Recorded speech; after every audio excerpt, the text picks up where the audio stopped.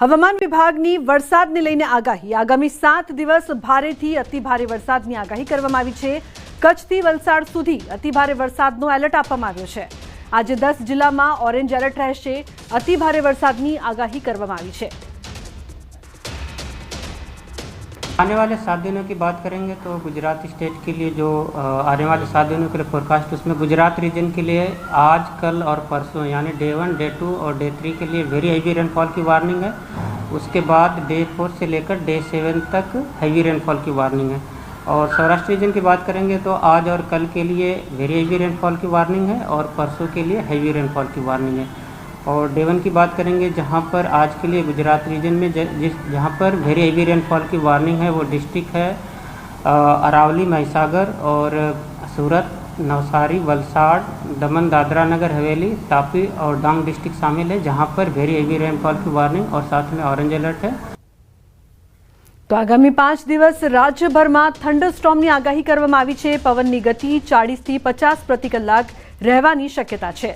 माछीमारों माटे दरियो न खेड़वानी खास सूचना आपवामां आवी छे। तो आने वाले 5 दिनों के लिए गुजरात स्टेट के सारे डिस्ट्रिक्ट कवर हैं, जिसमें थंडरस्टॉर्म की वार्निंग है। और फिशरमैन वार्निंग की बात करेंगे तो आने वाले 5 दिनों के लिए एंटायर गुजरात कोस्ट के लिए फिशरमैन की वार्निंग है। और जो विंड की स्पीड होगी वो 40 से 50 किलोमीटर पर आवर और साथ में जो गस्टी विंड होगी वो 60 किलोमीटर पर आवर के आसपास रहने का पूर्वानुमान है। तो राज्य में 3 वरसादी सिस्टम सक्रिय थई छे। 3 सिस्टम सक्रिय थता सौराष्ट्र में भारे वरसादनी आगाही करवामां आवी छे। मध्य गुजरात में पण रहेशे वरसादी माहोल। तो अमदावाद और गांधीनगर में रहेशे हळवो वरसाद।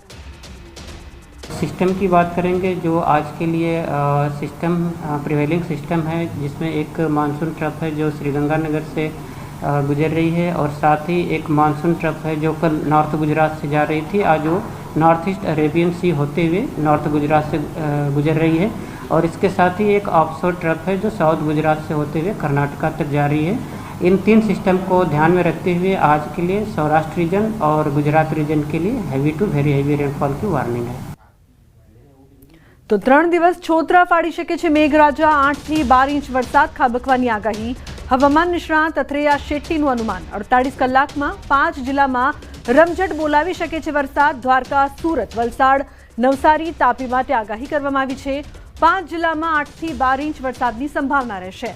તો કચ્છ, ભરૂચ, વડોદરા, નર્મદામાં ભારે વરસાદની સંભાવના છે। છોટાઉદેપુરમાં પડી શકે છે ભારે વરસાદ। જૂનાગઢ, પોરબંદર, ગીર સોમનાથમાં પણ ભારે વરસાદ પડી શકે છે। તો રાજકોટ, સુરેન્દ્રનગર, બોટાદમાં ભારે વરસાદ પડી શકે છે। જામનગર, મોરબી, ભાવનગરમાં પણ ભારે વરસાદ પડી શકે છે। હવામાન નિષ્ણાંત અંબાલાલ પટેલે વરસાદને લઈને આગાહી કરી છે। તેમણે અમદાવાદ, ગાંધીનગર સહિત મધ્ય ગુજરાત, દક્ષિણ ગુજરાત અને દક્ષિણ સૌરાષ્ટ્રમાં આજે ભારે વરસાદની સંભાવના વ્યક્ત કરી છે। તારીખ 15 જુલાઈ સુધીમાં સૌરાષ્ટ્રના કેટલાક ભાગોમાં ભારે વરસાદ થઈ શકે છે। 24 થી 30 જુલાઈ સુધીમાં રાજ્યના કેટલાક ભાગોમાં વરસાદ થશે। તો નદીઓના જળસ્તરમાં પણ વધારો થશે। તારીખ 15 સુધીમાં સૌરાષ્ટ્રના ઘણા ભાગોમાં ભારે વરસાદ થવાની શક્યતા રહે છે। ગુજરાતના અન્ય ભાગોમાં ભારે વરસાદ થવાની શક્યતા રહે છે। આ ઉપરાંત 24 જુલાઈથી 30 જુલાઈમાં પણ રાજ્યના ઘણા ભાગોમાં વરસાદ થવાની શક્યતા રહે છે અને કેટલાક ભાગોમાં ભારે વરસાદ થવાની શક્યતા રહે છે। 2 થી 8 ઓગસ્ટમાં દક્ષિણ ગુજરાતના ભાગોમાં ભારે વરસાદ થવાની શક્યતા રહે છે। તાપી નદીનું જળસ્તર વધવાની શક્યતા રહે છે। નર્મદા નદી 2 કાંઠે થવાની શક્યતા રહે છે। આ અરસામાં સાબરમતી નદીનું પણ આવરો આવવાની શક્યતા રહે છે।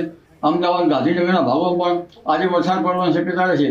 પણ ઉલ્લેખનીય છે કે મધ્ય ગુજરાતના ભાગોમાં આજે ભારે વરસાદ પડવાની શક્યતા રહે છે। દક્ષિણ ગુજરાત અને દક્ષિણ સૌરાષ્ટ્રના કેટલાક ભાગમાં પણ ભારે વરસાદ પડવાની શક્યતા રહે છે।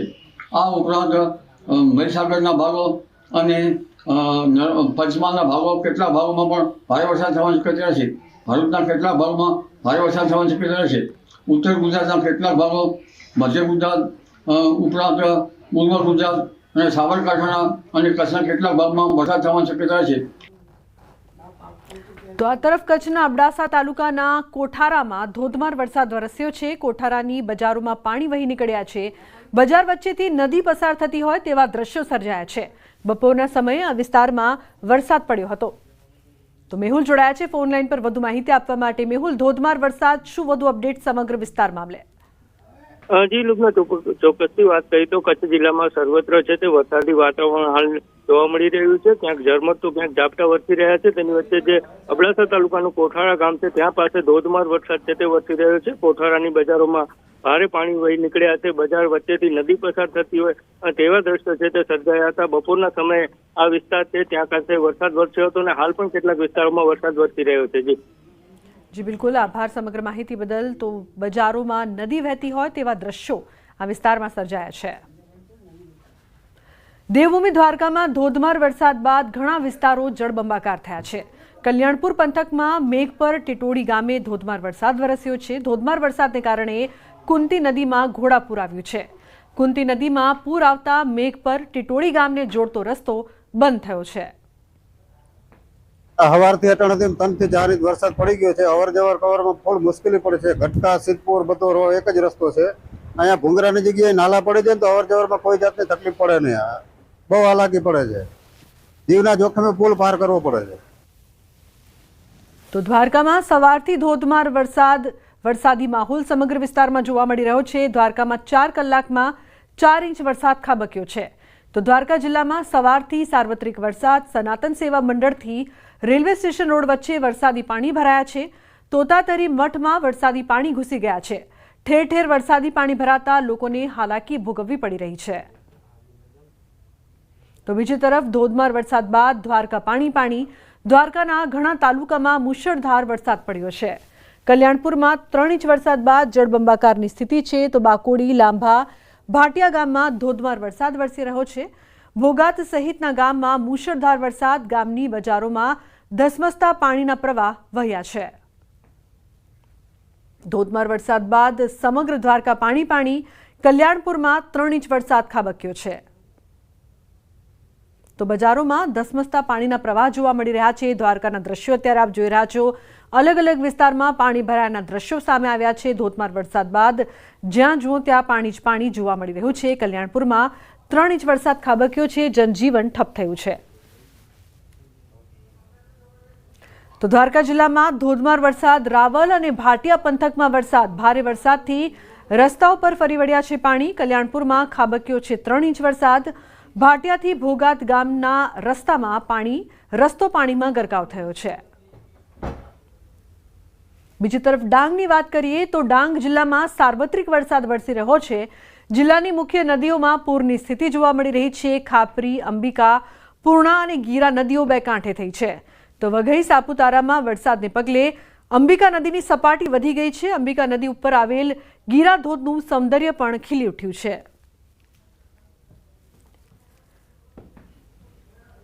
તાપી જિલ્લામાં સવારથી વરસાદી માહોલ જામ્યો છે. સોનગઢ અને વ્યારા સહિતના વિસ્તારોમાં ભારે વરસાદ.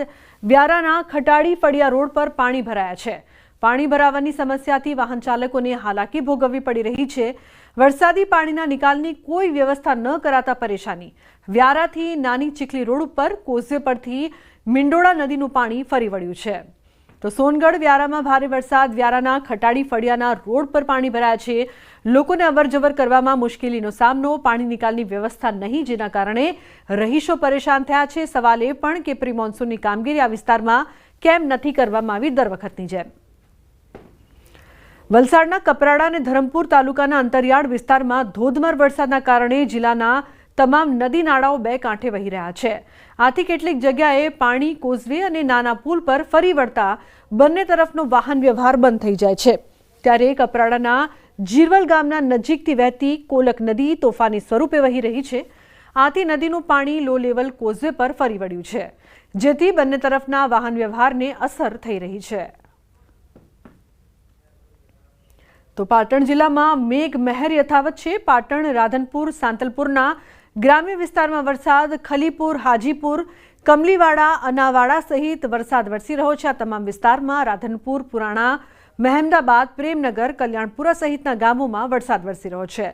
તો સાંતલપુરના પરશુદ, છાણસરા, વાઘપુરામાં પણ વરસાદ વરસી રહ્યો છે.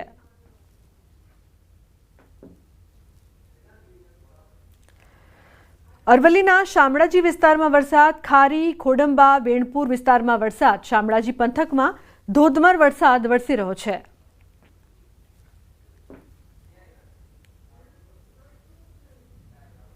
અરવલ્લીના મોડાસામાં ભારે વરસાદના કારણે નવા સબયાર્ડની બાજુમાંથી પસાર થતો ડામર રોડ ધોવાઈ ગયો છે, જેના કારણે મદાપુર કંપા અને મહાદેવ ગ્રામ તરફ જતા વાહન ચાલકો માટે હાલાકી સર્જાઈ છે.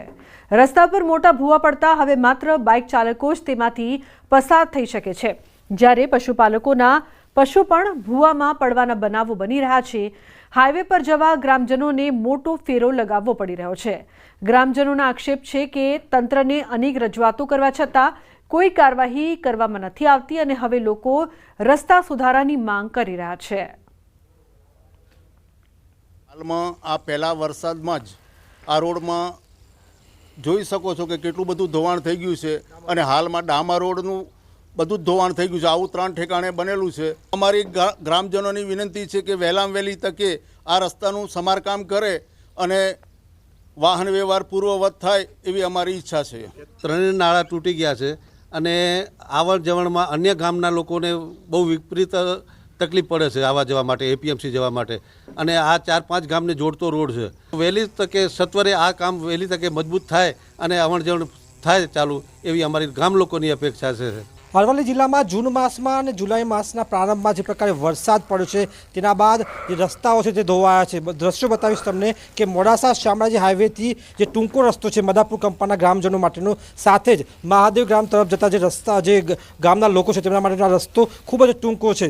તેમના માટે આ રસ્તો ધોવાઈ જતાં હવે ભારે મુશ્કેલી જોવા મળી છે, કારણ કે અહીંથી કાર કાઢવી હોય, મોટા વાહનો કાઢવા તો નથી નીકળતા, માત્ર બાઇક દ્વારા તેમને નીકળવું પડે છે. એટલે કે અહીંના જે લોકો છે તે સારા રસ્તાની માગણી કરી રહ્યા છે. તેમણે તંત્રને રજૂઆત કરી છે, પરંતુ તંત્રના કાને તેમનો અવાજ પહોંચતો નથી. તેવા સંજોગોમાં ચોક્કસથી કહી શકાય કે જે પ્રકારે ડામરની જે રોડની હાલત થઈ છે તે જ પ્રકારે લોકોમાં એક ગુસ્સો છે કે આ કયા પ્રકારનો વિકાસ તેમના દ્વારા કરવામાં આવ્યો છે. અને ખાસ કરીને તેમના દ્વારા રજૂઆત છતાં પણ તંત્ર સાંભળતું નથી. આ સંજોગોમાં તંત્ર સામે તેમનો આક્રોશ છે ને તાત્કાલિક અસરથી આ રસ્તાની મરામત કરવામાં આવે, નવો રસ્તો બનાવવામાં આવે, કારણ કે તેમને હાલ 8 થી 9 કિલોમીટર ફરી અને શામળાજી હાઈવે ઉપર ચડવું પડે છે. આ સંજોગોમાં ગ્રામજનોમાં ભારે આક્રોશ જોવા મળી રહ્યો છે. હાર્દિક પટેલ, ન્યૂઝ 18 ગુજરાતી, અરવલ્લી. તો વડોદરાના શિનોરમાં મેઘરાજાએ તોફાની બેટિંગ કરી છે. ભારે પવન સાથે વરસાદ વરસતા શિનોર મેઇન બજારમાં વરસાદી પાણી વહેતા થયા છે. વરસાદને પગલે શિનોર નગરના રસ્તાઓ પરથી વરસાદી પાણી ભરાયા છે. મેઇન બજારના રસ્તાઓ પરથી નદીઓ વહેતી હોય તેવા દ્રશ્યો સર્જાયા છે. તો પાણી વહેતા થતા રાહદારીઓ અને વેપારીઓ મુશ્કેલીમાં મુકાયા હતા.